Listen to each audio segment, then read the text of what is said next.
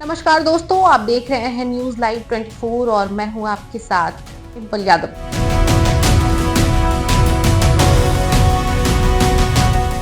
लोकसभा चुनाव 2024 का ऐलान होना अभी बाकी है, लेकिन पश्चिम बंगाल में मार्च में पहले सप्ताह से ही घमासान शुरू हो जाएगा।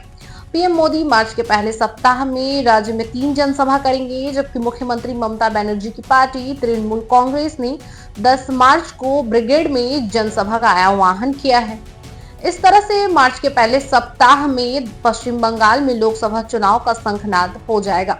पश्चिम बंगाल में लोकसभा की कुल 42 सीटों में से 22 पर तृणमूल कांग्रेस, 18 पर बीजेपी और 2 पर कांग्रेस का कब्जा है।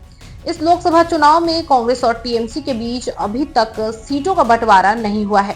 माकपा और टीएमसी ने पहले ही अलग चुनाव लड़ने का ऐलान किया है। यदि माकपा और कांग्रेस एक साथ नहीं आई तो पश्चिम बंगाल में त्रिकोणीय मुकाबले के आसार हैं। बीजेपी पश्चिम बंगाल में पूरी ताकत लगा रही है और केंद्रीय गृह मंत्री अमित शाह ने 34 सीटों पर जीत का टारगेट रखा है, जबकि टीएमसी का दावा है कि इस बार राज्य की सभी लोकसभा सीटों पर टीएमसी जीत हासिल करेगी। इस बीच पश्चिम बंगाल की सियासत संदेशखाली में महिलाओं पर अत्याचार के मुद्दे पर गरमाई हुई है और जबरन जमीन दखल का आरोप लगाया गया है। इसे लेकर लगातार वहां प्रदर्शन हो रहे हैं, जबकि बीजेपी ने इसे चुनाव से पहले मुद्दा बना लिया है। इस बीच बंगाल में बीजेपी से मिली जानकारी के अनुसार पीएम नरेंद्र मोदी 1 मार्च को आरामबाग, 2 मार्च को कृष्णानगर और 8 मार्च को बारासात में सभाएं करेंगे।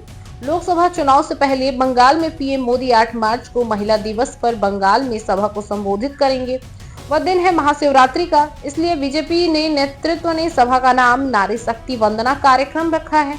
प्रधानमंत्री मोदी संदेशखाली की पीड़ित महिलाओं को अंतर्राष्ट्रीय महिला दिवस से जोड़ना चाहते हैं। 8 मार्च को अंतर्राष्ट्रीय महिला दिवस है। उस दिन प्रधानमंत्री नरेंद्र मोदी बारासात में सभा करेंगे। उस दिन प्रधानमंत्री के मंच पर संदेशखाली के पीड़ितों से भी मिल सकते हैं। पहले यह सभा 6 मार्च को बारासात में होने वाली थी।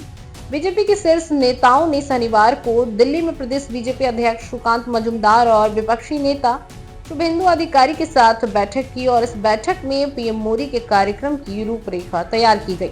उस दिन की सभा में 1 लाख महिलाएं शामिल होंगी। बंगाल बीजेपी के नेता ने कहा कि प्रधानमंत्री ने विधानसभा और लोकसभा में महिलाओं के लिए 1/3 सीटें आरक्षित की हैं। आजादी के 75 साल बाद उन्होंने नारी शक्ति का सम्मान किया। उस दिन प्रधानमंत्री महिलाओं से बात करेंगे।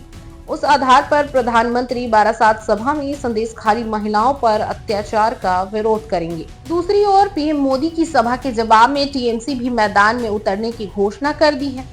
10 मार्च को तृणमूल कांग्रेस ने ब्रिगेड में जनसभा करने का ऐलान किया है। इस जनसभा के माध्यम से टीएमसी लोकसभा चुनाव के पहले शक्ति प्रदर्शन करेगी और चुनाव प्रचार का शंखनाद करेगी। बता दें कि 5 साल बाद तृणमूल कांग्रेस ने कोलकाता के ब्रिगेड मैदान में रैली बुलाई। इसके पहले साल 2021 में राज्य की सत्ता पर काबिज होने के बाद तृणमूल कांग्रेस ने 21 जुलाई को ब्रिगेड में रैली की थी। उसके बाद 2019 के लोकसभा चुनाव से पहले भी ब्रिगेड के विपक्षी तृणमूल गठबंधन के नेताओं का जमावड़ा लगा था। बीजेपी विरोधी नेता और पार्टियां ब्रिगेड में एक साथ जुटी थी, लेकिन इस बार गठबंधन के लिए नहीं बल्कि लोकसभा चुनाव से पहले 10 मार्च को तृणमूल रैली करना चाहती है। रविवार को पार्टी की ओर से एसोसिएशन का पोस्टर जारी किया गया। रविवार 10 मार्च को सुबह 11 बजे से ब्रिगेड चलो के आह्वान के साथ जन जन सभा आयोजित करने की घोषणा की गई।